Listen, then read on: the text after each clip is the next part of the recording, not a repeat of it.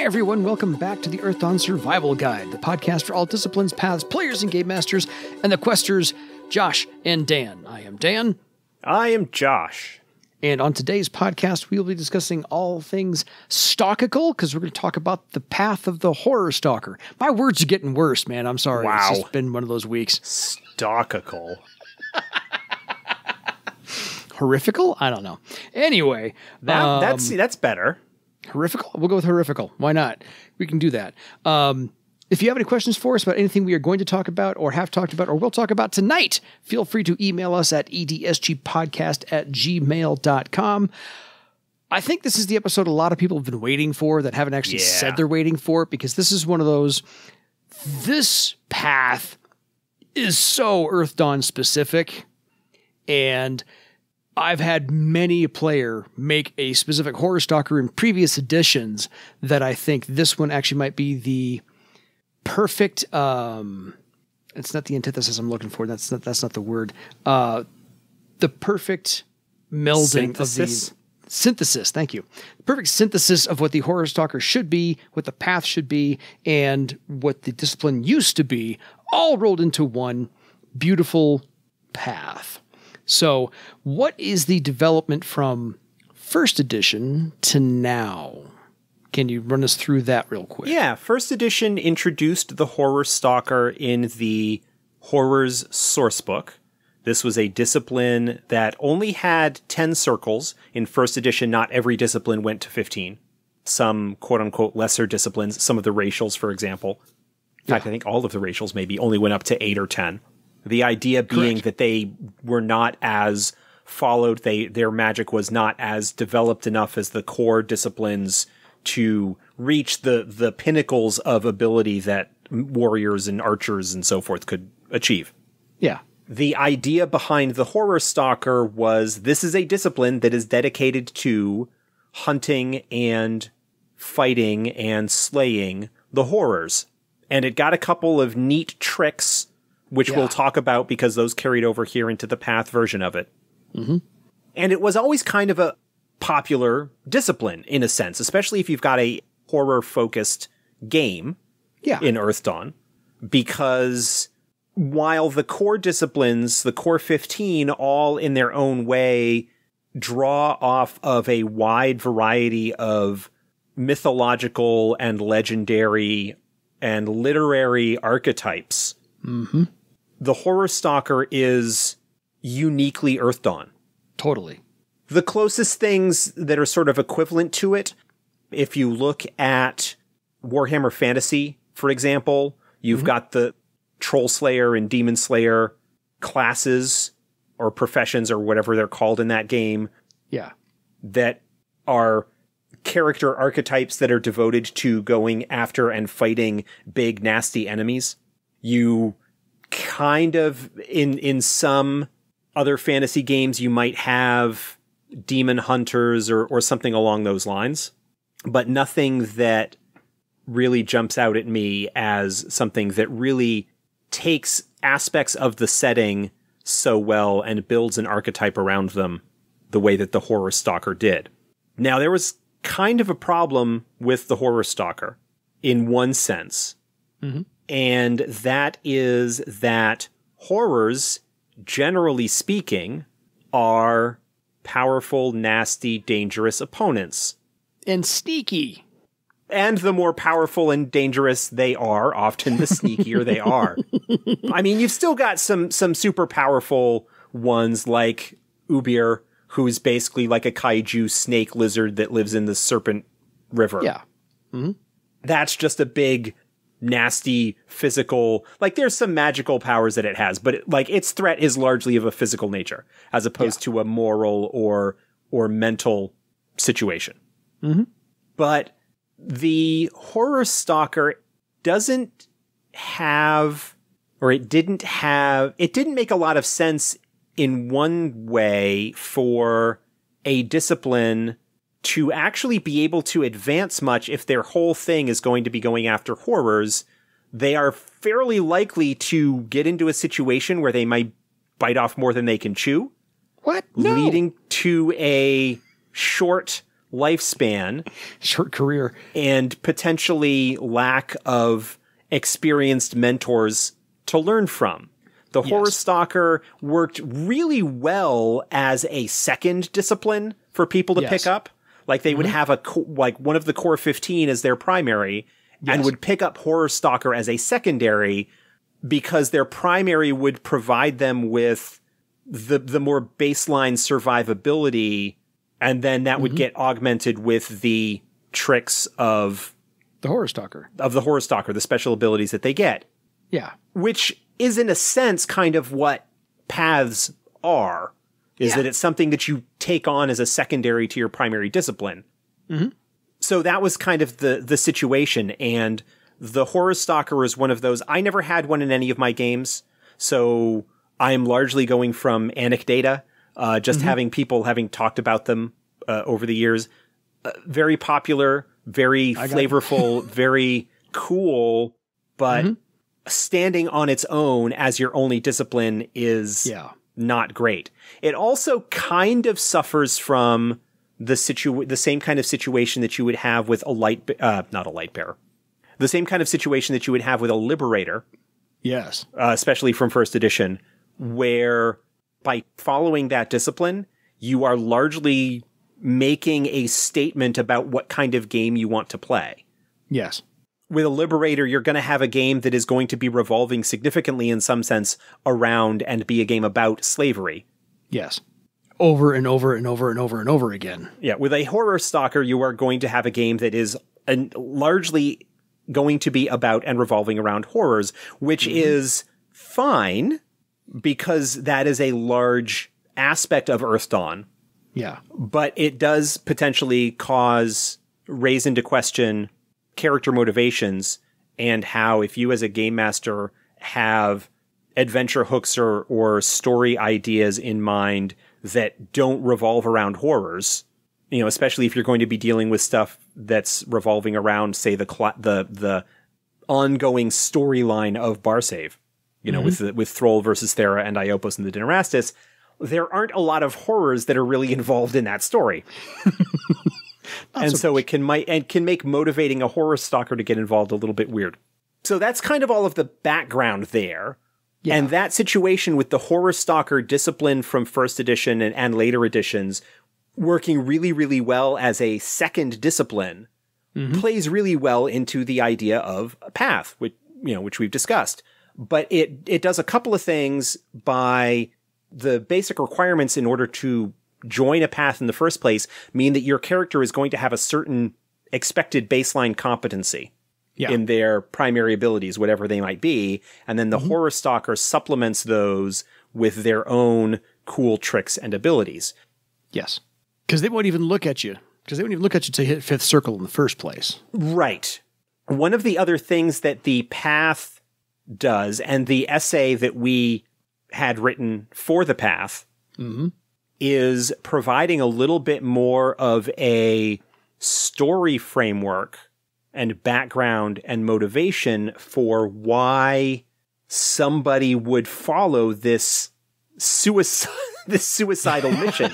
Ultimately, that somebody who is dedicating themselves to tracking down and hunting the horrors, and the way that the Horror Stalker does that in comparison to other heroes and adepts that might hunt and kill horrors, is a very fatalistic approach, a very kind of dark and personal approach that really gets to be explored and explained, and how it's different from, say, what the Purifiers might be doing, who have their own motivations perhaps for fighting the horrors as part of their goal to cleanse the land. But but that, like, fighting the horrors for the Purifier is in service of this other goal. For the Horror Stalker, fighting the horrors is the goal. Yeah, it's eradicating the infestation. Yeah. And a big part of the motivation for that for a lot of Horror Stalkers is simply, I have suffered badly at the hands of horrors. I am going to dedicate myself to fighting them so that nobody else needs to face what I have faced. There's a very Dark Knight kind of avenging, I don't want to say fantasy Batman, but fantasy Batman. It's fantasy Batman. kind of motivations there. And that in some cases, the Horror Stalkers will even, will use the tools of the horrors against them in order to fight and defeat them. And maybe, novice and less experienced Horror Stalkers won't be taking on the big guns right away. Just yet, no. But there are plenty of journeyman tier horror threats that could be that. So going back to paths as a statement about what sort of game your player characters are interested in. If you have somebody that is expressing interest in or wants to play a Horror Stalker, you need to lay the groundwork or have their backstory include the groundwork for why they are taking this avenging angel route. Yes. This suicidal avenging angel route. This is more of the ROLE playing than the dice ROLLING rolling.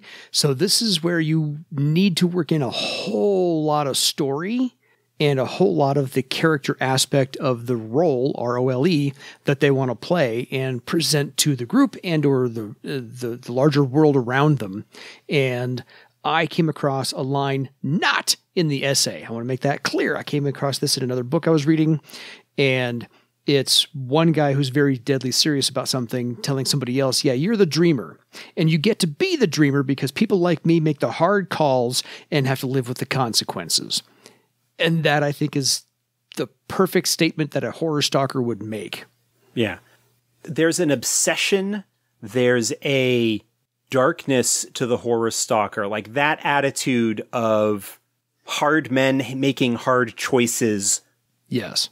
There is a lot of aspect of that. And for the most part, Horror Stalkers don't become Horror Stalkers without having been touched or tainted in some way by the machinations of the horrors. Very least. Either whether directly or indirectly. Correct. Yeah, I'm there with you. It's their friends, their family, their history, themselves, something about their life or their interactions with the people around them that they care about has been affected by a horror in some way, if not just horror minions, horror constructs, or horror directly. Or horror cults, yeah. Yeah, minions kind of fall something into that along those lines. category. So they see this as a cockroach infestation or termites or pick a big bad nasty you want that's a swarm that they just know needs to go away, and no one else is up to the task, and so they take it on. This is something that is likely to pop up in your game. It's something that you should be aware of ahead of time, whether that is a player character who has been brought with a backstory that involves horror, a horror or horror involvement somehow in their past, or something that is in the discussion, of your campaign planning with your session 0 and ongoing meta discussion about the direction of your game. Yeah. Is how much horror, capital H horrors, are going to be involved in your game. Is that something that you are interested in? Even setting aside the discussions of how explicit, what lines are you going to cross or be able to cross or not cross when you start dealing with some of the potentially sensitive subjects and triggers and various other aspects that may come into play with horrors. I mean, it's certainly possible to deal with horrors as simply just your random gribbly twisted with some funky powers kind of stuff. And you get a lot of that in the lower circles, like with Nashers and so forth. But I think kind of that maybe does them a disservice, especially if you are looking at a horror theme, which is a game that explores the idea of the horrors in the setting and the effects that they have had on people and what people have done to protect themselves from the horrors, or what people might do in fear of the horrors and so forth. That's a game that is going to likely play up perhaps the contrast between the cities, which are or can feel safer and more cosmopolitan and contemporary, and the more isolated rural villages and smaller towns that are needing to eke out their existence through subsistence farming or what limited trade there might be, and the idea that you don't need to go too far off of the beaten trail in order to perhaps be in places that no name giver has seen in decades, if not centuries. Yeah. And the isolation and problems, not just from bandits or other people looking to take advantage, but horrors or horror constructs or whatever that might be there. And that contrast, and you could then even perhaps bring a horror into a city situation to highlight that. I mean, there's a lot of really interesting thematic and narrative stuff that you can do if you're gonna have a game that's going to be revolving around the taint and darkness and corruption that the horrors can bring to bear on the land. That's a very interesting idea, and because horror as a genre is so personal, it can be very difficult to offer advice as to how to handle that. You know, there are a number of one-shots and we talked in the last episode about the Par-Length Adventures book, and like two of them involve horrors. And so there are adventures and one-shots that revolve around horrors. And if you look at the horrors source book, each of the named horrors in that book can fuel a campaign arc all on their own. Oh, totally. So that, like, that's all the wonderful setting groundwork that the Horror Stalker path finds themselves in. Yeah.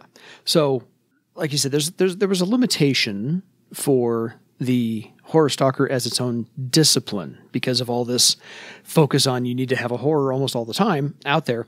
But as a path, as we've talked about paths earlier, this is the secondary nature. So your regular discipline can take you many, many places, many, many locations, and many adventures. When you come across that horror, then this path would lead you off in that direction. Right. I think if somebody is going to be following the Horror Stalker path, you're still looking at a game. You're looking at a situation where the horrors are going to be a lot more prominent, whether that is tracking down a horror cult and dealing with it. There are more things that you can do than just simply fighting horrors, but still be playing into the avenue of the Horror Stalker as a discipline.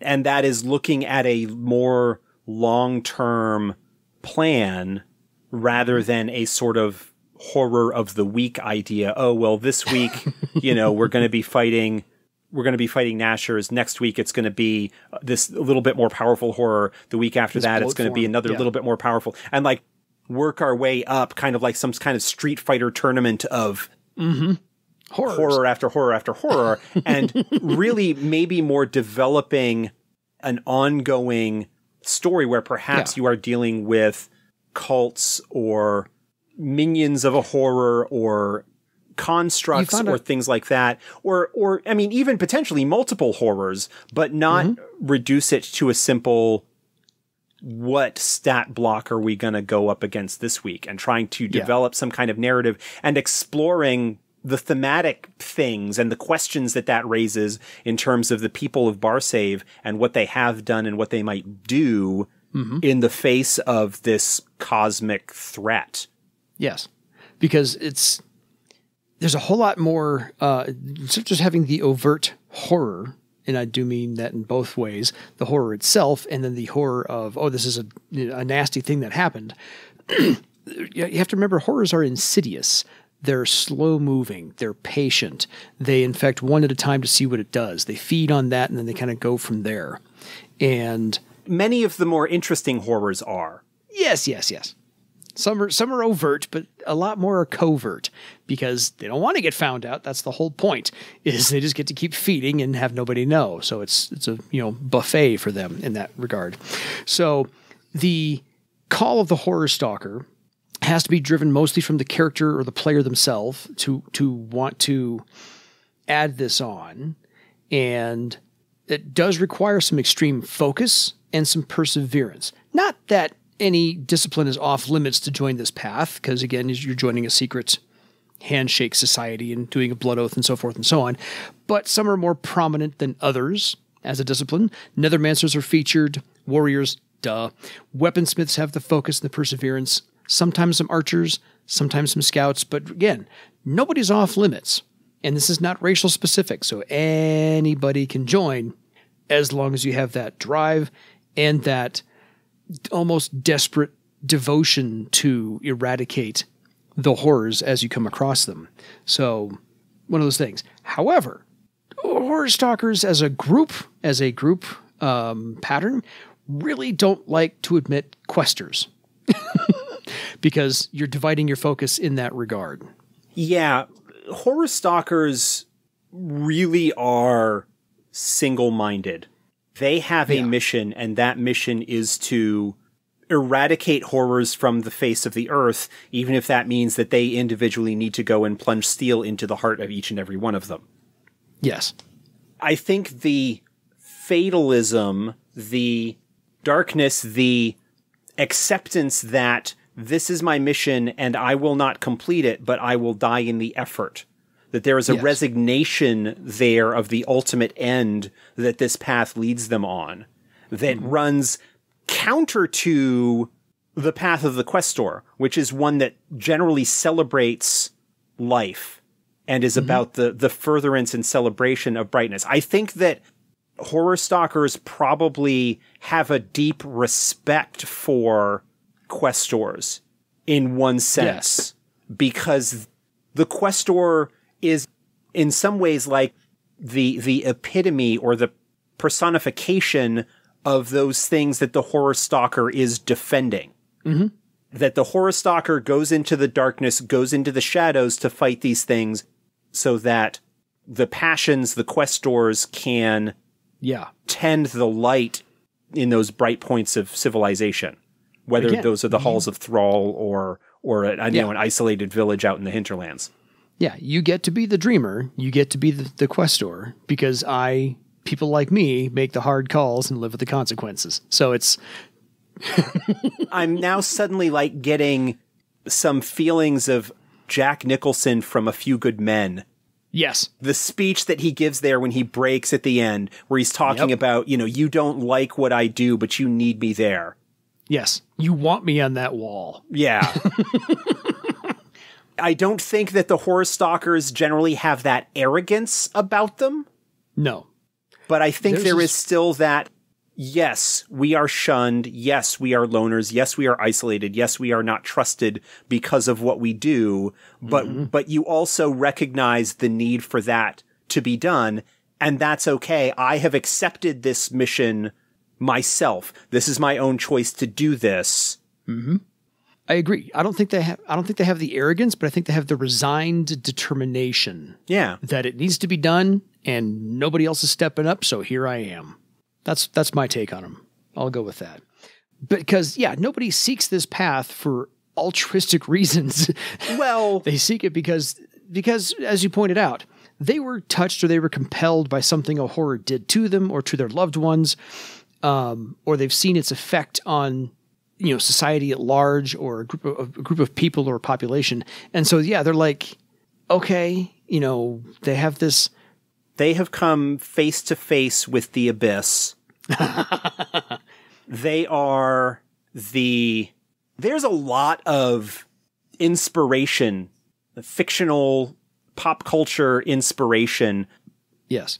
The Night Watch from Song of Ice and Fire, Game of Thrones. Mm-hmm. The motivations for why most of the folks are in the Night Watch are not as, noble, but there's still the idea of these are the ones who have gone to defend society from the darkness beyond.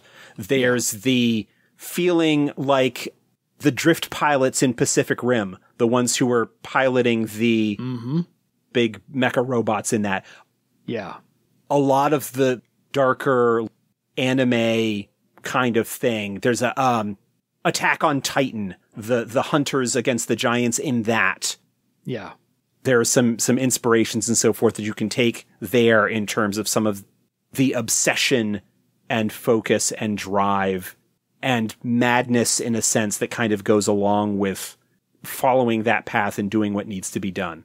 Mm-hmm. And plenty of others, I'm sure, if there's any that our listeners can think of that we don't mention in the course of this. Oh, But take suggestions. Feel free to write them in. Throw us your ideas. Where if you've played a Horror Stalker in the past, where you got your idea from, where you took your inspiration from, or any other pop culture examples you can show us to that grim determination of doing something that needs to be done. We'll take it. I love to hear those because I've had about 3 or 4 Horror Stalkers playing my campaigns over the years, all different players. So 4 different players made 4 different Horror Stalkers. I have oodles of stories, but I'm not going to get to those tonight. Anyway, so when it comes time, my favorite line from the essay at all is, true, there are a lot of people who don't like to see us around. Mostly that's because having one of us in their view forces them to realize their little corner of the world isn't as clean or safe or pleasant as they'd like to think it is.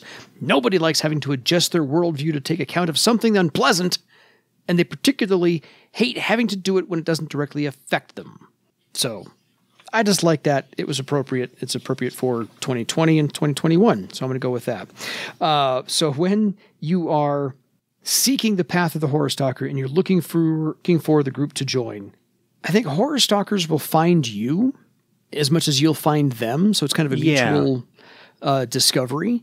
And before you get inducted or learn names or anything else like that, you are examined for taint and corrupting influences by the Horror Stalkers themselves, who are already in the group order, so that they can determine, obviously you're not trying to infiltrate them and take them apart from the inside, because that's what a horror would do, so that you are actually clean, but, dedicated to the path you are searching for.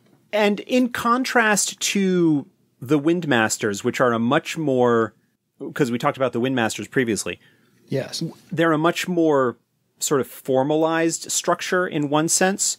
The Horror Stalkers are a path. They are a mystic brotherhood, sisterhood in a sense, but they're a little bit less formally organized. It's more like a collection of people that share the same obsession and share the tips and tricks that they have learned over the years to survive. The ones who live long enough to learn what they need to do and to pass on those secrets to those in whom they see that same obsession, that same dedication. One of the things that gets brought up in the essay, the person talking is like, when the first flush of obsession, it's usually being expressed by violence and just the desire to go out and kill every horror or horror spawn that they can. And hopefully we catch them soon enough that doesn't get them and the people around them killed. Yeah, because old age is not a luxury that most Horror Stalkers are afforded. The Witchers come to mind as well in terms of how that works. If anybody's familiar with the Witcher video games or the novels or the series on Netflix, the Witchers have a very kind of horror stalkery aspect to them in that they're a mystical organization with their own secrets and tricks in order to fight the darkness. Yeah. And they are not very well regarded by the greater society, but seen as a necessary. I mean, there's a lot of that there. Yeah. So I can imagine where the author got some inspiration. Let's hope it's Earthdawn. Anyway, so after the initiation, the initiation really is you're examined for taint and any corrupting influences and so forth. At that point, the initiating Horror Stalker draws a circle of salt around the candidate, and you both recite a litany of Horror Stalkers lost and horrors destroyed in a call and response type format. And the initiator speaks a name, the candidate repeats it back. The litany is followed by the candidate performing a series of drills within the circle to demonstrate your skills and a recitation of ordeals undertaken. The candidate and initiator then stare deep into each other's eyes, and the successful candidate is added to the collective knowledge and memories of all Horror Stalkers. And from then on, Horror Stalkers, you learn about the successful candidate through the Gaze into the Abyss ability, which we'll get to soon, but it's awesome.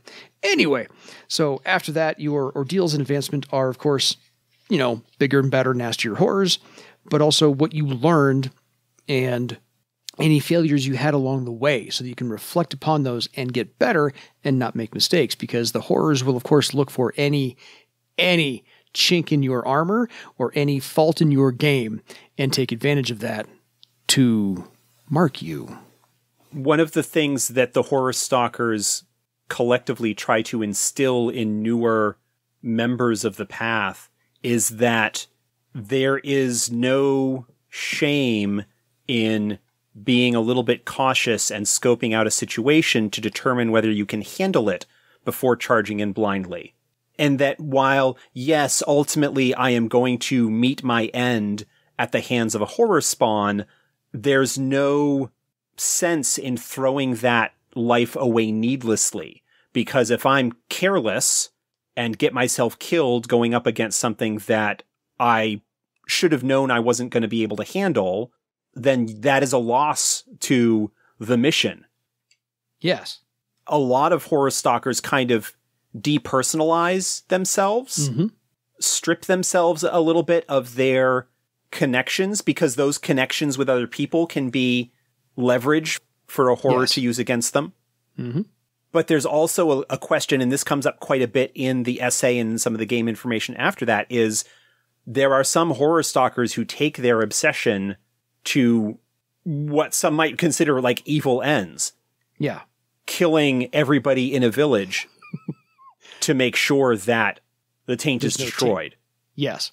Being thorough in that sense, in a way that is another sort of theme and question that can come up in a Horror Stalker game, is to what degree, how much of your humanity or your name-giveranity, for lack of a better term, are you willing to sacrifice in order to achieve your ends? And maybe if you're going to have a Horror Stalker in your game and you're looking at exploring some of those themes, that you could have, obviously there are going to be other Horror Stalkers that are going to be non-player characters, because your PC is going to need a mentor, people, and so forth. But to have rivals and companions and other individuals that maybe go too far or maybe didn't go far enough, there is some potentially deep and difficult moral questions that could come about as a result of a Horror Stalker in your game.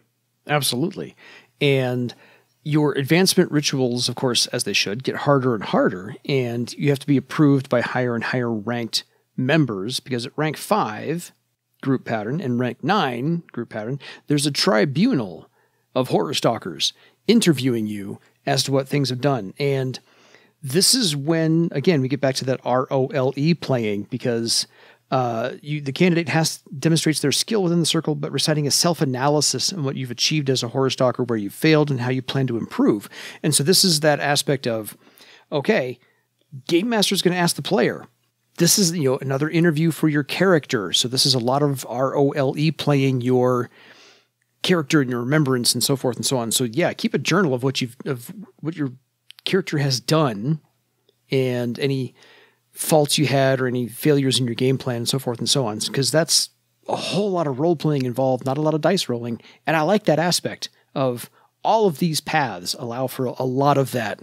Another aspect that I like that was introduced here with the path version of the Horror Stalker is, while the emphasis and the focus is on the horrors, it's not just on combat. It's not just on actually fighting and slaying horrors. Yeah. It's that there is as much value, if not to a certain extent more, in learning about the horrors, and especially for the more powerful ones, their weaknesses or their patterns or their pattern items and things that you could learn. A lot of research and collective knowledge, which is another reason why it is important to impress upon new members of the path to not throw away their lives carelessly, because they may know something that could be important later on, and to make sure that that knowledge is collected and shared. But at the same time, much like the Horror's first edition source book, that is dangerous information, and it needs to be protected and made sure that it does not become an avenue for horrors to get in and cause problems. There's a lot of potential paranoia and just so much potential dark, difficult, awesome storytelling potential that you can have with these. And a lot of nuance you get to throw in here, because to your point, it's not all combat, or shouldn't be all combat. It should be a lot of investigation, a lot of research, a lot of following up leads, and interviewing NPCs, people around that may know something, may not know something, may be tainted, never know. And a lot of that investigation will eventually culminate into a fight, but that's how to lace this in little tiny tidbits throughout every single session and every single game. Yeah, and places that you could get inspiration and suggestions for how to handle a sort of horror-focused game would be to look at Call of Cthulhu or Delta Green, particularly Delta Green, especially looking at some of the third-party writings about Call of Cthulhu and how to run Call of Cthulhu-style games, especially a long-term game, because one of the criticisms of that game, fair or unfair, is that it's one where all of the characters ultimately die or go insane. And that's not actually the case. Not actually the case. Delta Green is fantastic. Really interesting, whether you're going with the original edition from the 90s or the recent re-release. I mean, obviously Delta Green is set in sort of modern day Earth and deals with government secret agency, but the basic story concept at a really basic level is the same, and that you are dealing with people who are dealing with the darkness and the cosmic threats that are out there and what they need to do in order to continue fighting and survive and maintain their humanity and the difficulties in that. So there's a lot of similar basic story framing and themes that are involved, and so you can take a lot of lessons from that, even if you aren't able to, I can just take this adventure and drop it into bar save Earthdawn. Because, modern science and guns and stuff. Well, there is that. Anyway, so I figure we can probably just get right on down to brass tacks and tell people exactly what they get when they are finally initiated. You, of course, get to modify your karma ritual along with all the other paths that maybe you other players have taken up. So this is nothing different. You finally get to incorporate your sworn hunt in some way along the karma ritual you already have in your discipline. For example, it says... Yeah, well, reviewing and reciting the information that you have learned as part of that, if you are a sort of more magician or that sort. Yeah. A warrior or swordmaster might be adapting their ritual and the sort of practice combat, the stylized combat that they do during their ritual to incorporate ways that known and common horror spawn might be fought. Yeah. Basically incorporating the knowledge that they have learned and the techniques that they've been taught in the course of reconnecting with the magic of their discipline. Yeah. And so it's nice. You get to figure out kind of how to incorporate all this into the karma ritual you already operate under. Your half magic ability is, of course, like all the others, you can use half magic to find other horror stalkers and know the history of the horror stalkers. That's kind of an obvious one there. And additionally, you get to use your perception-based half magic in place of any horror lore tests.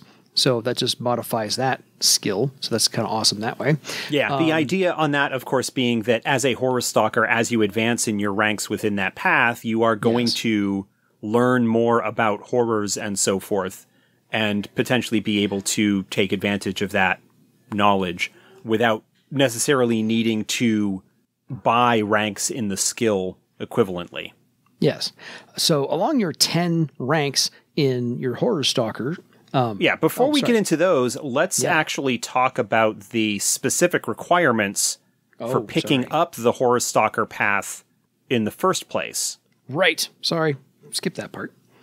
So the requirements to be a Horror Stalker, obviously you need to be rank 5 threadweaving, any discipline, 5th circle or better.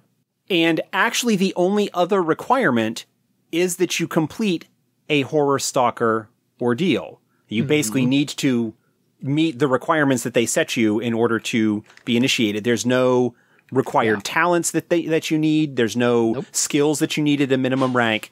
Really, the requirement to become a Horror Stalker is to have a background that would make you suitable to be a Horror Stalker. Yeah, have a convincing story for the game master to say, this is my story.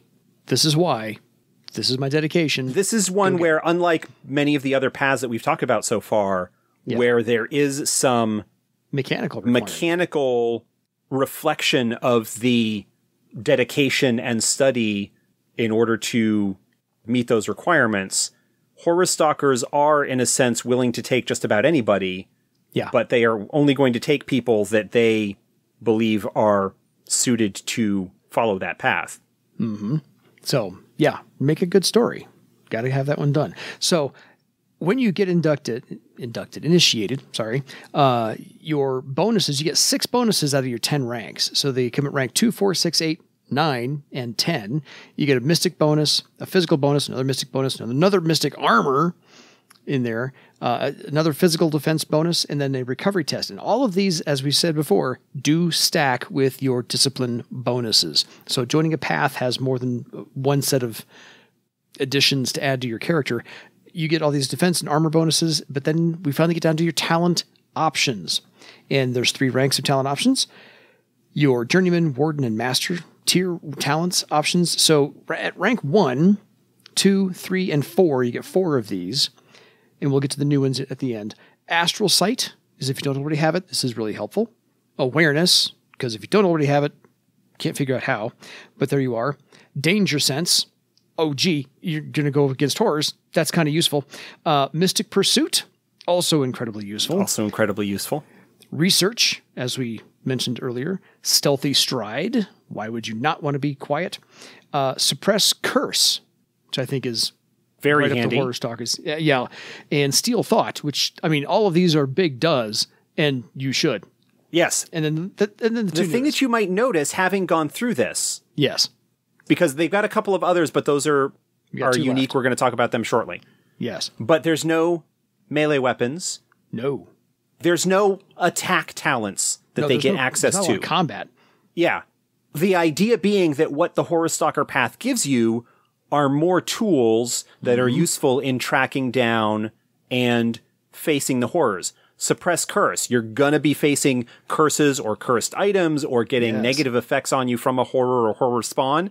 Mm-hmm. Suppress Curse gets rid of that. Astral Sight allows you to check to see if the area around you is tainted and how badly. Or to maybe be able to notice horrors astrally that are there. Read a pattern. Awareness, super useful. Everything that's there are tools that... Yeah, Danger Sense, Mystic Pursuit, track them down. And track them down. Things that are... Avoid being ambushed or surprised by them or their minions. Exactly. It's all really, really useful stuff. Now, some of these, depending on what discipline you are, you may already have. Like if you're a magician, you're a nethermancer, you've got Astral Sight, you're not going to need to pick that up. Yeah, which is why there's a pool here. Yeah.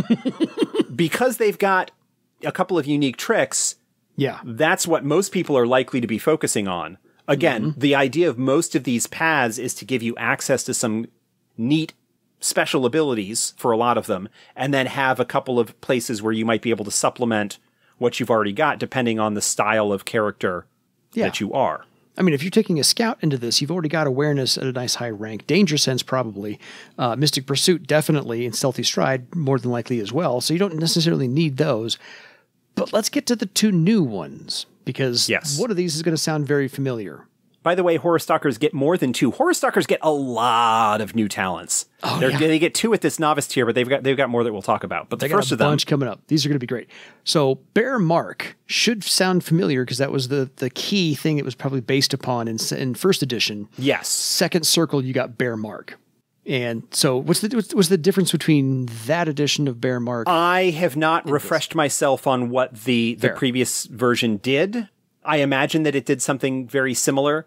The idea being that the Bear Mark talent allows the adept, when they get horror marked, to wall off or sequester or control how much influence the horror is able to put over them from that mark. So they're still marked, because one of the potential tactics for a Horror Stalker is to intentionally get marked by a horror and to be able to use that connection to track the horror down. Yes. But of course, getting intentionally horror marked is a very quick way to die. Unless you've got magic that is designed specifically to protect you against it. And that's mainly what Bear Mark is. Yes. It's a free action. It's a willpower-based talent. You make a Bear Mark test against the horror's horror mark step. Yes. Not the Remember, result. powerful just their horrors step. have high horror mark steps. Yes, but not the Not result against that they roll. the result of the test, but their step. Yes. And that determines how successful you are at protecting yourself from the effect of that. Good thing is, the horror, if you are successful, is not aware that you have actually done that successfully. No, but the good news about 4th edition's version is that it ties the result to the number of successes you get against that test. So if you get like 4 successes, either on the initial test or I believe 4 concurrent successes against resisting it every time the horror tries, then you have successfully sequestered that mark away to not be harmful. And so that's, okay, I'm done. I'm good. It's set. I took my cancerous tumor and I put it aside and it's now, benign versus malignant. That's not cumulative. That's on a single test. Yes. Anytime that the horror uses a power against you and you don't want it to happen, which is most of the time, you make a bear mark test and it may or may not be successful. But if you roll really, really well, then you may actually be successful at preventing yourself from being affected in the future. Again, the horror doesn't know if that's happened. The horror can still communicate with you potentially if that's one of the things that they do through their mark, but they can no longer successfully use powers against you, which is can be really, really useful. And since these are talents, karma can come into play. Okay, so the last journeyman, rank 1 plus tier talent you can get is Call of Harrow. Yes. This is the Creature equivalent analysis. to creature analysis or size up, the Swordmaster discipline ability, where they can observe a target, and in this case, the target has to be a horror spawn, which is a horror or horror construct. Yes. Or undead, that is also a horror, may or may not be also a horror construct. To be able to get game information, learn details about, is it weak to magic, like it therefore has a low mystic defense, or it's game stats. got a high armor rating, or various abilities and so forth. This includes special powers that it might have, maneuvers that might work or that it might use, that might work against it or that it might use. It's creature analysis, but for horror stuff. Yeah, which is always wonderful. Okay, so rank 5 and up, again, you get 5, 6, 7, 8, 4 of these, because I couldn't count one of the last time. And there's a bunch of new ones as well. So let's get to the new ones last. So you get Lionheart. Anti-fear ability, obviously be very useful against horrors. Totally. And True Sight, which are your 2 standard... Well, True Sight is an illusionist talent that allows you to see through... I think archers also get access to True Sight. But it allows you to see through illusions, which can be very, very handy when you're going up against creatures of deceit like the horrors. Totally. So your 1, 2, 3, 4 new ones are, and Josh will go through these, Bane Strike. Bane Strike is a damage enhancement talent on a successful attack against a horror or horror construct. The adept can spend 2 points of strain to add their Bane Strike rank to the damage or effect test. So if they're a magician and they're casting a spell, if the effect test does damage, they can also use Bane Strike to do more damage. It basically boosts the amount of damage that you can do against horrors at a cost of a couple of points of strain. Yeah, nicely done. Gaze into the Abyss, as we mentioned earlier. We talked about this one earlier. Yep. Gaze into the Abyss is sort of a tapping into the collective unconscious of the Horror Stalker path, into the larger pattern and gathered knowledge of that is contained within that true pattern. And they can add their rank in Gaze into the Abyss to a test when trying to learn or recall information about a horror or horror spawn. Nicely done. So a nice story element talent, not a combat thing. Purge Karma, which sounds nasty. So when we went through dragon powers, yes, a few weeks back when we were first talking about dragons have an ability called Karma Cancel. Yes. Purge Karma is Karma Cancel, only it allows the Horror Stalker to cancel the horror's use of karma. Nicely done. Why would you not take that talent? Yeah. If the test is successful, then you can spend a point of your karma to cancel the point of karma use by the horror or horror spawn. Very nicely done. And then the last one you can get is Sense Horror Spawn, which sounds really obvious. Yeah. That one's fairly straightforward. It's a mystical sensing ability. There are a couple of similar things that will sense other stuff. It's like the abilities that nethermancers get to sense ally spirits or that elementalists get to sense elemental spirits. Yes. It's an ability, it's a talent that allows you to open up your mystical senses and determine whether there are horrors or horror spawn in range. Nicely done. So at rank 9 and 10, you get 2 of these next talents out of this pool. And there are four options, so choose wisely. Life check. That's a not die ability. Warriors get it. Super handy if you're going to be fighting horrors. If you don't know what it does, when you die, when your damage goes above your death rating, it allows you to immediately make a life check test, which is, I think, powered by a recovery test. Probably. And you heal that much damage. Keeps you from dying when you otherwise would. Yes, fair enough. Nether walk. That is a nethermancer talent that allows you to enter astral space. Very cool. Not and entering astral space, if you're in a corrupted area, will cause damage to you while you're doing it. But it may be the only way to fight astrally based horrors. Yes. Or if you've got a horror that is able to cross back and forth between the material and the astral, you can follow them when they try and escape. Yeah, and then finish them off for good. Relentless recovery. That is a high circle talent that I think is available to most martial disciplines.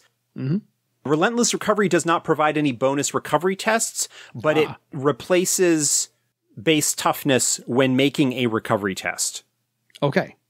Instead of using your default toughness, you use relentless recovery, which is basically adds its rank to your toughness for the purposes of your recovery test, but you don't use that bonus when you're doing things like fire blood or other recovery substitution abilities. So this replaces your recovery dice because it's based on a step number that you can add legend points to and increase. So no matter what, your recovery is a whole lot better than just your base. So fantastic. And then the last talent you can get is unflinching fortitude. That's another talent. I think that might be the one I was thinking of. Oh, no. Unflinching fortitude is actually very straightforward. It adds its rank to your wound threshold. Oh, that's nice. That's nice, because not a lot of things have no strain, no test required. It's just a straight bonus to your wound threshold. Done. Like that one. So that's pretty much... Oh, wait. Hang on. I did this last time. We're not going to do this again. Knacks. What kind of knacks? Because this is already badass enough as it is for a Horror Stalker to get and add to your discipline kit. What kind of knacks can people get? Oh, boy. There are probably a lot, because they've got some new talents. There are some knacks off of Bear Mark. Yeah. Like, there's a knack that allows them to resist gaining corruption points for horror powers that might cause corruption points. There's one that reduces the amount of karma that a horror gets from feeding off of the adept. Yeah. There's one that's even more powerful that actually damages the horror if they try and feed off of the adept. Try and gain karma off of the adept. There's a couple of those. And then another one is Trace Horror. Either might have been its own talent or might have been part of the original Bear Mark in first edition. Yeah. That allows the Horror Stalker to use the mark to track the horror to wherever it is. That would be the perfect knack to have, yes. Because under Horror Stalker knacks, there's 13 of them already just waiting for you. Call of Harrow has a lot of special maneuvers. These are basically knacks that you can use when fighting a horror, where you can spend extra successes to do extra stuff, and a lot of them are for specific horrors. Like there's one for fighting bloat forms. There's one for fighting worm skulls. Stuff like that. So various things along those lines. Crystal entities, like the sort of like broad horror classes, you can get maneuvers that are specifically geared to do useful things against those types of horrors. Nice. Just a lot of knacks. Now, some of those are also available as Horror Stalker knacks, so you can pick them up just under your default Horror Stalker ability. You don't necessarily have to have the special knack in order to pull that off, which is part of the reason why there's so many. Because if for some reason you don't want to pick up that unique talent, you still get access to some of those knacks through just simply being a Horror Stalker. Yeah. And as is the case with a lot of the paths, you get several different ways to spend additional karma when fighting against horrors or horror spawn in various situations. Karma on defensive tests against them, or karma on damage tests that you make against them. And so this would be in addition to whatever karma you might be able to spend as a result of your other talents and abilities. Yeah. As is the case with a lot of the paths, what you'll probably want to do is go through the list of knacks, because there may be some in there that are Horror Stalker knacks that are through particular disciplines or through particular talents. Yeah. But yeah, there are some really cool knacks that give you some additional abilities potentially. A plethora of them. So you got some choices to make when you get to the Horror Stalker talents. Like, for example, there is a life sight knack that is available to Horror Stalkers that allows them to use life sight to sense horror spawn, which the talent cannot normally do. Mm-hmm. So, yeah, it's a wonderful toolkit for the Horror Stalkers. I do believe, if I may say, that I think the path for Horror Stalkers worked out much better than the discipline itself, because I think this does work better as an adjunct to your discipline, as a path that's a secondary, like a sidecar to the motorcycle you ride. Yeah, it allows a lot more flexibility in terms of how your Horror Stalker might approach their mission and their goal. It leaves room for a lot more open space for investigators and whatnot, as opposed to the first edition version, which had melee weapons and so forth, and was really kind of geared as you are going to go and fight physically combat horrors. Yeah. And there wasn't a whole lot of stuff in the first edition beyond, these are people who are obsessed with fighting horrors. And that's kind of scary, and people are nervous around them. And I think the ability to explore and create some setting lore and whatnot around them also helps flesh them out and define them a little bit better than was sort of in existence previously. And I think this essay was a perfect reintroduction to this path, because it made clear what the requirements are and kind of the mindset that not only one of them has, but many of them have in the approach that they should take for the rest of their life on this path. So I found it a wonderful thing. I'm looking forward to any of my players coming up with the idea to join this path again.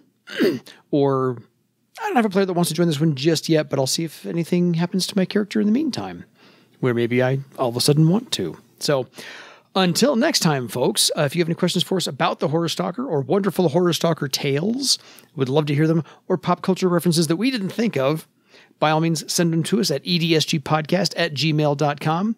Any final thoughts, Josh?